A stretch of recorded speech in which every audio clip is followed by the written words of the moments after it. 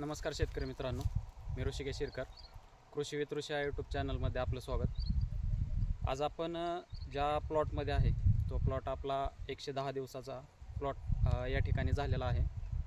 पुढच्या 10 दिवसामध्ये या प्लॉटचं हार्वेस्टिंग होणार आहे।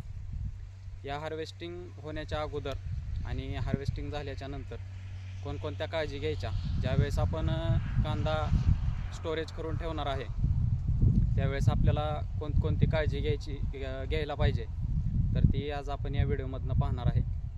कांदा हार्वेस्टिंग करण्याच्या अगोदर कुठली काळजी घेतली पाहिजे आणि कांदा हार्वेस्ट झाल्याच्या नंतर स्टोरेज करण्यासाठी कोणत्या काळजी घेतल्या पाहिजेत, तर त्या आज आपण या व्हिडिओमधनं पाहणार आहे। कांदा काढणीच्या अगोदर ज्यावेळेस आपला कांदा 45 ते 60 दिवसाचा होतो त्यावेळेस आपल्याला जे नत्रयुक्त खतं असतात तर त्या खतांचा डोस ते आपल्याला बंद करायचा आहे।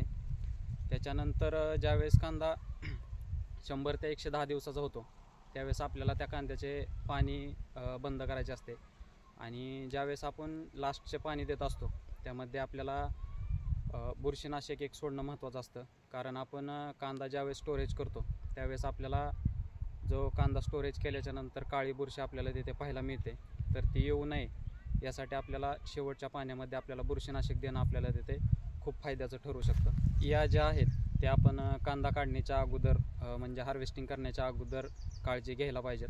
त्याच्यानंतर कांदा काढणीच्या नंतर कुठल्या काळजी घेतल्या पाहिजेत, तर कांदा काढल्याच्या नंतर तो कमीत कमी 1 दिवस किंवा 2 दिवस तरी पातीखाली झाकून ठेवला पाहिजे, कारण जो काही मानेमध्ये रस वगैरे राहिलेला आहे तो पूर्णपणे आपल्या कांद्यामध्ये उतरण्यासाठी आपल्याला तिथे पातीखाली झाकून ठेवणं खूप महत्त्वाचं असतं। त्याच्यानंतर जो कांदा आहे त्याचा जो कटिंग करण्याच्या टायमाला एक ते 2 सेंटीमीटर अंतर ठेवून कांदा कट करणे तिथे आपल्याला खूप गरजेचं असतं, कारण असं जर नाही केलं, ज्यावेळेस आपण कांदा स्टोरेज करतो त्यावेळेस ज्या बुरशी असतील किंवा जे दुसरे घटक असतील तर ते जे कांद्याचं जो देठ आहे ते देठामधनं आत जाण्याची शक्यता असते आणि आपला तिथे कांदा खराब होण्याचे चान्सेस भरपूर असतात। त्यामुळे आपल्याला ज्यावेळेस आपण कांदा कटिंग करत असतो त्यावेळेस जो देठाकडली साईड आहे ते आपल्याला 1 ते 2 सेंटीमीटर ठेवून कट करणं तिथे खूप महत्त्वाचं आहे। त्याच्यानंतर जे याच्या मुळ्या आहेत, मुळ्या कट, बऱ्याच शेतकऱ्यांचा प्रश्न असतो की मुळ्या कट करायच्या की नाहीत। ज्यावेळेस आपण कांदा हार्वेस्ट करत असतो एकतर उन्हाचे दिवस भरपूर आहेत, त्यामुळे जर मुळ्यांना माती वगैरे जर जास्त चिकटून येत असेल तर त्या ठिकाणी आपल्याला मुळ्या कट करणं महत्त्वाचं आहे। आणि जर मुळ्यांना जर माती वगैरे चिकटलेली नसेल तर आपल्याला तिथे मुळ्या हायाशा ठेवल्या तरी आपल्याला तिथे काय प्रॉब्लेम येत नाही, पण जास्त दिवस जर कांदा हार्वेस्ट करून ठेवायचा असेल तर आपल्याला मुळ्यांना कट करणे हा तिथे योग्य पर्याय ठरू शकतो। याच्यानंतर ज्यावेळेस आपण कांदा काटल्याच्या नंतर वखारीमध्ये किंवा गोण्या भरून ठेवणार असतो त्यावेळेस कांदा काटल्याच्या नंतर 4 ते 5 दिवस आपल्याला पातीखाली कांदा ठेवणे तिथे खूप महत्त्वाचं असतं। पातीखाली का ठेवायचा, तर ज्यावेळेस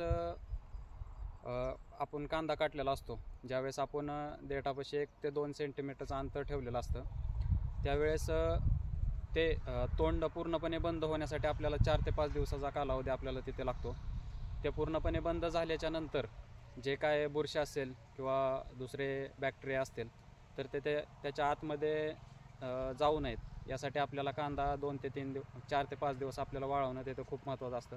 याच्यानंतर आपण जो स्टोरेज करणार आहे तो कांदा आपल्याला तिथे जास्त दिवस टिकलेला आपल्याला तिथे पाहायला मिळतो। या व्यतिरिक्त जर तुम्ही काय दुसरे पर्याय वापरत असाल तर तेही कमेंटमध्ये नक्की सांगा आणि हा व्हिडिओ कसा वाटला हे कमेंटमध्ये नक्की सांगा।